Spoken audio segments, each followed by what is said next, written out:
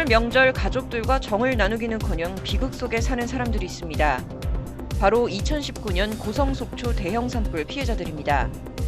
수년을 지나면서 우리 기억 속에선 잊혀졌지만 피해자들은 여전히 그날의 악몽에서 깨어나지 못하고 있습니다.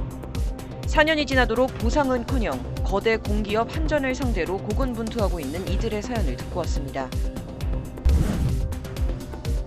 전국 지방변호사회 중 가장 큰 변호사회인 서울지방변호사회가 97대 회장을 선출하기 위한 여정을 시작했습니다. 직전 회장이었던 김정욱 후보가 연임에 도전장을 냈고 지난 선거에 이어 재출마를 선언한 윤석철 후보가 다시 또 맞붙게 됐습니다. 변협에 이어 서울변의 선거에서도 사설 플랫폼 이용 변호사 징계 여부를 두고 또 한 번 갈등을 빚었는데 관련 내용 자세히 알아봤습니다.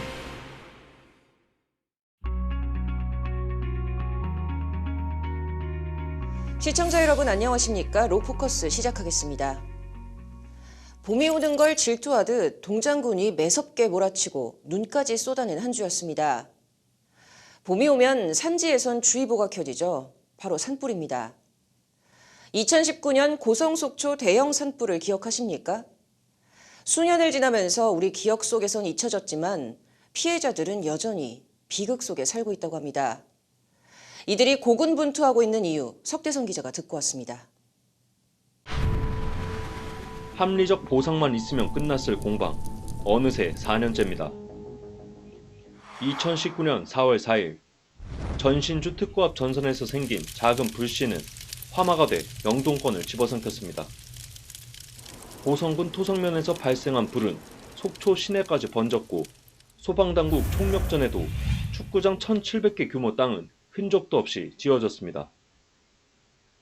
고성에서 가장 아름다운 집이라 불리던 최인선 씨의 집도 현재는 유적지처럼 터만 남았습니다. 불이 환하더라 그래서 무슨 캠프파이어 하는 줄 알았어요.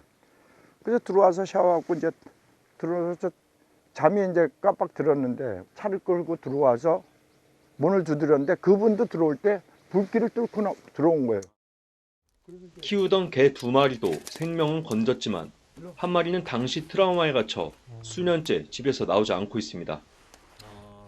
새벽 6시에 이제 그때 소방차들이 4대가 들어왔을 때 들어와서 그때까지는 졸졸 쫓아오고 그래서 여기 들어오고 난 다음에 그 다음에는 저렇게 한 자리에 앉아서 꼼짝을 안 하는 거예요. 치료도 받았는데 주인이 오라 그래도 이제 안 와요.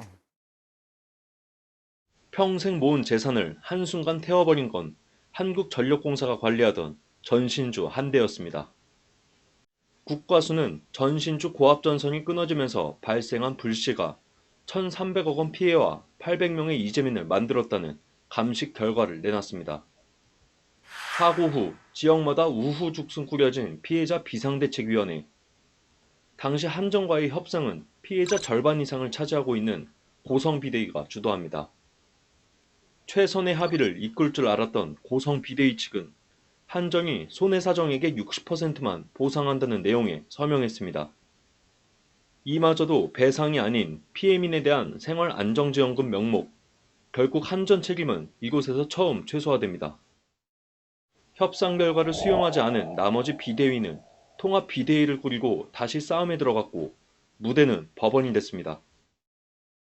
협상에서 협의를 하지 않았던 것은 불만족스럽기 때문에 당연히 법을 통해서 우리가 온전하게 협상에 대해서 이제 이루어질 수 있게끔 이제 기대하고 있는데 사실상 이마저도 지금 계속 늦어지고 긴 싸움이 이어지는 가운데 피해민 2명은 생활고를 이기지 못하고 스스로 목숨을 끊었습니다. 시간이 얼마 남지 않은 피해자도 있습니다. 제가 몸이 건강한 사람 같으면 일이라도 해서 먹고 살면 되는데 아프니까 일을 못해요 지금. 암 수술해서. 화염 속에서 겨우 벗어난 차광주 씨. 지상권이 없어 집을 잃은 후 이곳저곳을 전전하던 와중 병원에서 간암 말기라는 뜻밖의 소식까지 듣습니다. 항암 치료하는 중에도 주사 한 대가 1,000만 원. 대통령한테 약속했잖아요. 내려가서. 약속해놓고 약속을 안 지키죠. 잘 사는 사람들을 위해서 있는 법이 아니고 어느 누구나 있는 사람이나 없는 사람이나 똑같은 평등한 법이 좀 됐으면 좋겠어요. 피해민이 한전과 다투는 쟁점은 민사에 있지만 형사권과 비대위 내부 갈등도 부수적으로 얽히며 송사는 더 꼬였습니다. 관리 소홀로 산불을 야기한 혐의에 전현직 한전 직원들이 최근 항소심에서 무죄를 선고받은 것도 민사에 영향을 미칠 것으로 피해자 비대위는 판단합니다. 사법부가 어떻게 이런 식으로 판결을 합니까? 정말 그러면 그 바람에 의해서 모든 범죄가 성립됐다고 얘기하고 이건 말도 안 되는 판결 갖다 찍어다 붙이고 말이죠.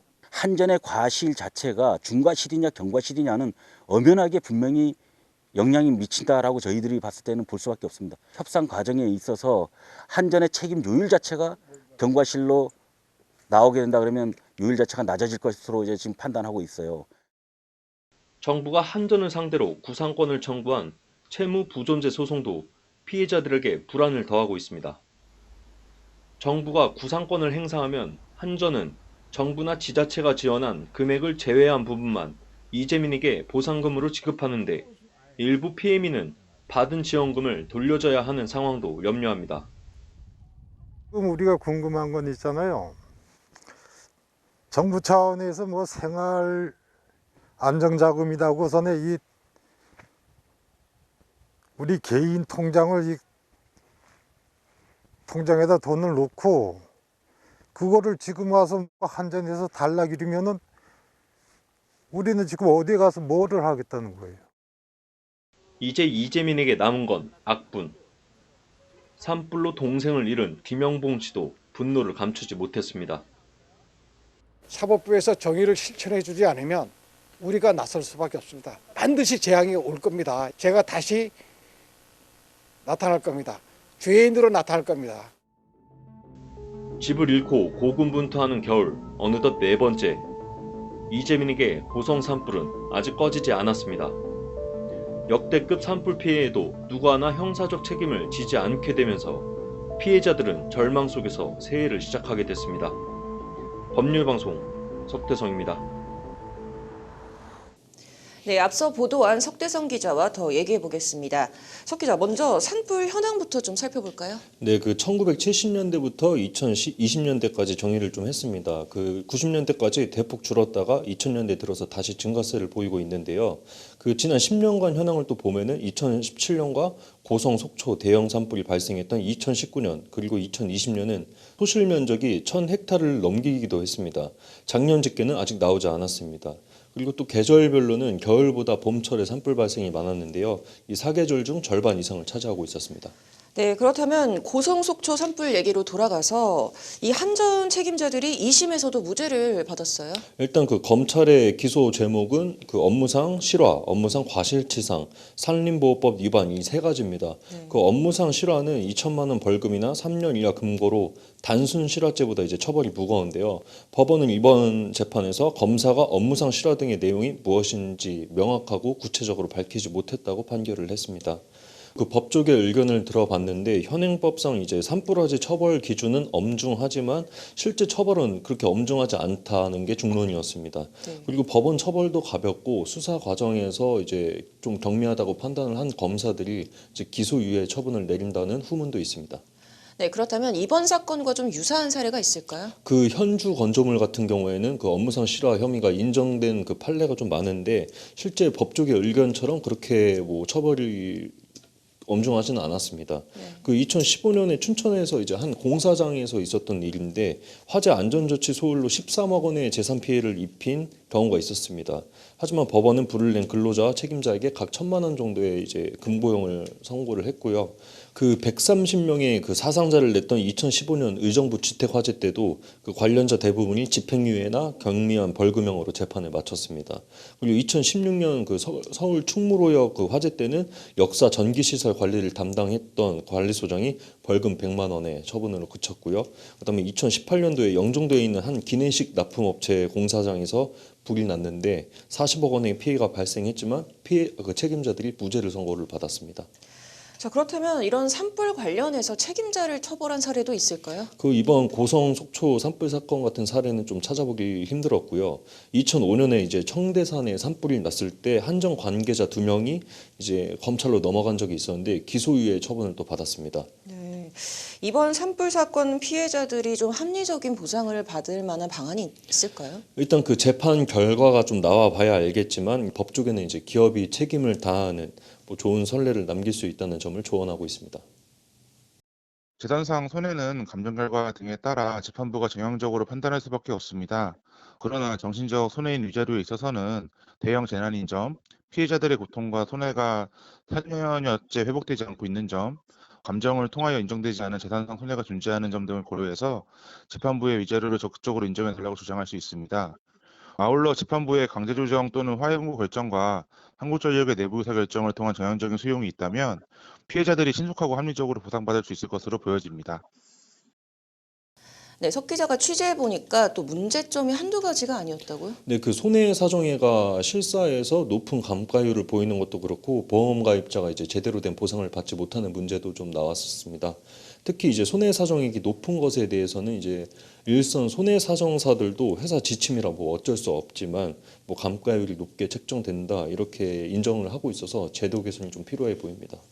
네, 이 고성 산불 사건 이재민들 마음을 좀 헤아릴 수 없을 정도로 굉장히 안타까운데요. 이번 사건이 어떤 선례를 남길지 좀 관심이 주목되고 있네요. 이번 주 여기까지 듣겠습니다.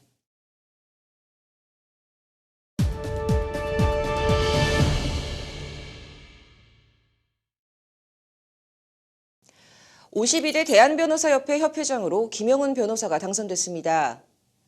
변협 회장 선거가 끝나자마자 전국 지방변호사회 중 가장 큰 변호사회인 서울지방변호사회도 97대 회장을 선출하기 위한 여정을 시작했습니다. 직전 회장이었던 김정욱 후보가 연임의 도전장을 냈고 지난 선거에 이어 재출마를 선언한 윤석철 후보가 다시 또 맞붙게 됐는데요. 이들의 2라운드, 경쟁은 갈수록 치열해지고 있는데 그 모습을 이혜연 기자가 담아왔습니다.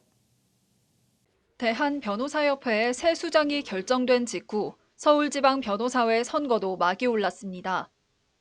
제97대 서울변회장이 되기 위해 출마한 후보는 기호 1번 윤석철 후보와 2번 김정욱 후보입니다. 김 후보의 연임 도전, 자리를 지키려는 자와 쟁취하려는 자 사이 공방이 오고 갔습니다. 지난 96대 선거 때 한 차례 김 후보의 자리를 내준 윤 후보는 철저히 준비해왔다고 강조했습니다. 제94대 때 출마, 95대 감사 역임, 96대 서울지방변호사 회장 출마, 지금이 97대 세 번째 출마입니다. 그 기간 동안 저는 제야 회원들과 목소리를 듣고 비전을 소통하며 공약들을 구체화하고 실천할 생각을 구상을 하였습니다. 윤 후보는 서울의 비리척결 TF 구성, 회장 직속 입법대응처 설치, 10대 전문 변호사회 창설, 서울회 온라인 연수원 개설 등을 공약으로 내세웠습니다. 서울회의 정상화와 직역수호에 전념하겠다는 일념입니다. 서울지방변호사의 재정 상황과 예산 상황을 그리고 감사 의견을 모두 정기 공시하도록 하겠습니다. 하급심 판결문 데이터베이스 검색 시스템을 구축하여 변호사님들이 전문성 향상에 노력하겠습니다. 그리고 온라인 연수원을 설치하고 이에 김정욱 후보자는 96대 서울변회장을 역임하는 동안 집행부에 대한 평가가 높았음을 강조했습니다. 특히 김 후보자는 무료 제공 배상 책임 보험을 강조하는 등 지난 2년간 서울회가 걸어온 길을 자부했습니다. 제가 했던 것 중에 가장 눈에 띄는 거라면 사실 전 회원을 대상으로 한 그 변호사 배상 책임 보험을 전부 무료로 가입시켜 드린 건데 앞으로 정착시키고 발전하려면 그동안의 협의의 노하우들이 필요합니다. 그래서 회원 단톡방 5,000명 직접 소통, 로이어스 삼성카드 출시도 언급하며 완전한 정착을 위해서는 재선이 꼭 필요하다고 피력했습니다. 그러면서 신규 공약으로는 대관 전담 조직 구축, 광화문 변호사회관 재건축 추진, 업무 지원을 위한 IT 종합 서비스 제공, 로스쿨 4년제 등을 꼽았습니다. 김 후보가 내세우는 또 다른 강점은 입법 발의 성과입니다. 변호사 비밀 유지권에 관해서도 입법 발의 성공을 했고 또 디스커버리 제도도 제가 처음으로 가장 큰 성과는 재개발 재건축 조합에 변호사를 의무감리로 지정하는 그 법안이 2년 동안 이제 국회의원실과 협의를 거쳐서 이번 12월에 몇 주 전에 결국 발의가 됐습니다. 제97대 서울변회장 선거운동이 한창인 가운데 두 후보자들은 자신의 공약을 알리기 위해 후보 토론회에 참석했습니다. 특히 변협 선거 때도 최대 화두 중 하나였던 사설 플랫폼 논쟁은 이 자리에서도 대두됐습니다. 사설 플랫폼 이용 변호사 징계 여부를 두고 또 한 번 후보들 간 입장이 갈린 겁니다. 대표적인 그 플랫폼인 로톡 관련해서 각종 고소는 현재 무혐의로 된 상태고, 로톡 사용자 징계를 위한 광고 규정이 미형 규정이 되었습니다. 그 플랫폼에 대한 법적 조치를 고집하기보다는 다른 해결 방법을 저는 유연하게 찾아야 된다고 생각합니다. 그러나 김 후보는 징계 근거는 합헌이 난 조항을 바탕으로 이뤄졌다고 반박했습니다. 우리 변호사 광고 규정은 기본적으로 위법 여부와는 무관합니다. 두 가지 조항 위헌난 것을 이미 개정을 했고 나머지 합헌난 조항들을 근거로 현재 징계가 이루어지고 있습니다. 또한 두 후보는 서로를 향한 비판의 시선도 함께 언급했습니다. 윤 후보는 이 자리에서 지난 집행부의 비리 의혹을 지적하며 재선을 꼭 막아내겠다고 공언했고, 해당 지적에 김 후보는 사실과 다르다며 하나하나 반박에 나서기도 했습니다. 특히 서울회 임원수당 셀프 인상 논란과 관련해 내부 지침에 의해 기존과 큰 차이가 없다고 설명하며 네거티브 양상의 우려를 나타냈습니다. 상대를 비방해서 당선되겠다는 생각 따위를 할 시간에 정말 회원님들을 위해서 무슨 일을 하고 얼마나 더 고심해서 어떤 일을 해드릴지를 더 노력하고 고민해야 한다고 생각했기 때문입니다. 우리 변호사는 항상 의뢰인의 권리를 찾기 위해 자신을 기꺼이 내던지면서도 정작 우리 권익을 지키는 일에는 지금까지 무관심했었습니다. 저는 지금이라도 우리 변호사 회원 동료분들이 자긍심을 가지고 오는 27일 조기 투표를 거쳐 30일 본투표까지 진행되고 나면 제97대 서울변회장이 선출됩니다. 과연 기호 1번 윤성철 후보가 7전 8기 끝에 자리를 차지할지, 아니면 기호 2번 김정욱 후보가 또 한 번 승기를 거머쥘지 그 결과에 관심이 모아지고 있습니다. 법률방송 이혜연입니다. 내 집 마련의 꿈 갖고 계신 분들 많으실 겁니다. 하지만 내 월급은 그대로인데 물가와 금리만 치솟는 게 현실이죠. 그 때문인지 최근 몇 년간 주식과 코인 열풍이 불기도 했는데 위험하거나 위법한 투자로 피해를 본 사람들도 많이 생겨났었습니다. 이에 안전하고 합법적인 내 집 마련을 위해 변호사들이 직접 투자 기초부터 부동산, 법률 지식까지 알려주는 곳이 있다고 하는데요. 김혜인 기자가 전해드립니다. 재건축 이슈를 알고도 투자하는 서초구의 유명한 아파트 사진을 보여주며 시작된 한 부동산 강의. 이 세 아파트의 공통점이 뭐냐면은 셋 다 재건축 아파트. 우리는 사실은 반포자이 아니면은 반포 아크로 리버파크 이런 거는 들어보셨을 거예요. 우리가 알고 있는 모든 서울에서 유명한 아파트는 둘 중 하나예요. 재건축 아파트거나 재개발 아파트. 직장인 공부 모임인 경제살롱 강의 현장입니다. 지난 2020년 경제신문을 통해 경제 전반과 재테크를 공부하려는 15명이 서울 강남역에서 모였습니다. 특히 주식과 가상자산 관련 불법 투자자문업자와 불법 리딩방이 만연해 있어 스스로 공부하자는 의지로 시작됐습니다. 각 분야 전문가들도 하나둘씩 모이면서 생활법률, 영어, 독서 모임, 아트테크 등 다양한 영역으로 확대됐고, 경제살롱에 현재 참여하는 회원들은 1,500명이 넘습니다. 돈을 벌기 위해 시작한 모임이 아닌 함께 공부하자는 취지라는 것에 많은 이들이 공감한 겁니다.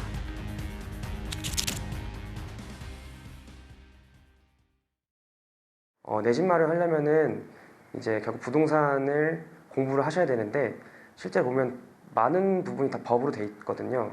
일반 민법이라든지 아니면은 주택임대차 보호법, 그리고 재개발 재건축 같은 경우에는 도시 및 주거환경정비법이라든지, 또 경매의 경우에는 민사집행법, 이런 다양한 법들이 실제로 내 집 마련할 때 공부가 필요한 것이더라고요. 김 변호사는 경제살롱에서는 정직하고 합법적인 방법으로 재테크를 할 수 있다고 자신했습니다.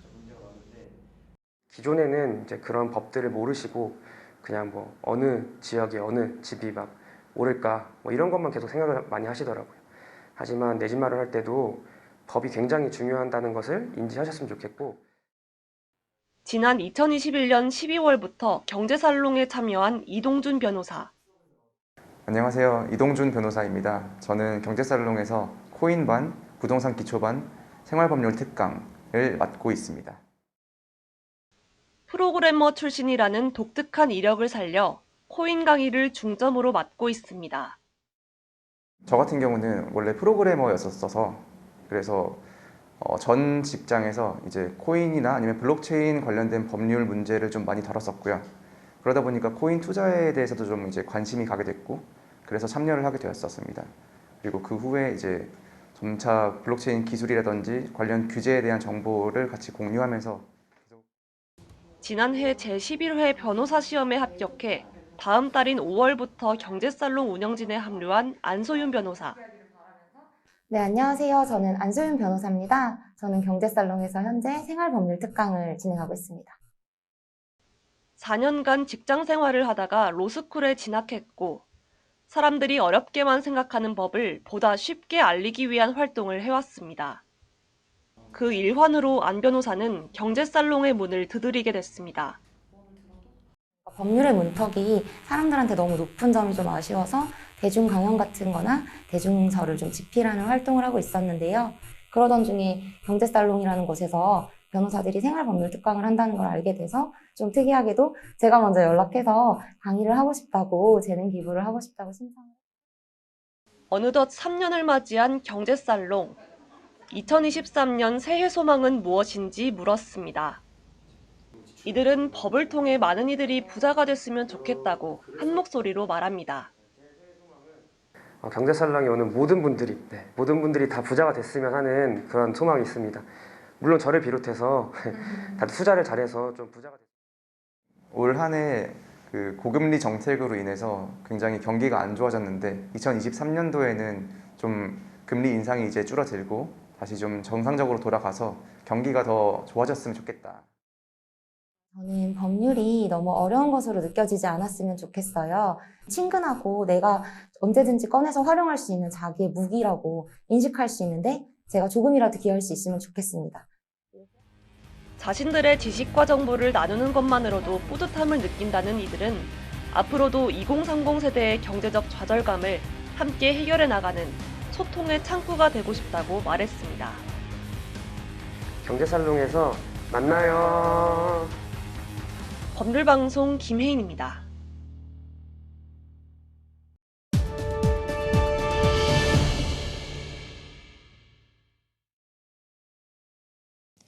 이번 주 로포커스에서는 고성 산불에 대한 내용 보내드렸습니다. 지난 2019년 4월 4일 발생한 고성 산불. 한전의 관리 소홀이 원인이라는 점이 밝혀지고 각종 지원금이 서둘러 전달됐지만 이재민들의 피해를 완전히 회복시켜주지는 못했습니다. 피해자는 있지만 가해자는 없는 모순된 상황으로 수많은 이재민이 상처받게 된 건데요. 이번 판결로 인해 정부기관의 산불 방지 노력 및 산불에 대한 경각심을 가져오는 계기가 돼야 합니다. 사전 대책과 초기 진화 시스템을 철저히 살피고 빈틈없이 대비해 땜질식 처방이 아닌 근본적인 산불 대책이 나와야 할 때입니다. 로포커스 여기서 마치도록 하겠습니다. 시청해주셔서 고맙습니다.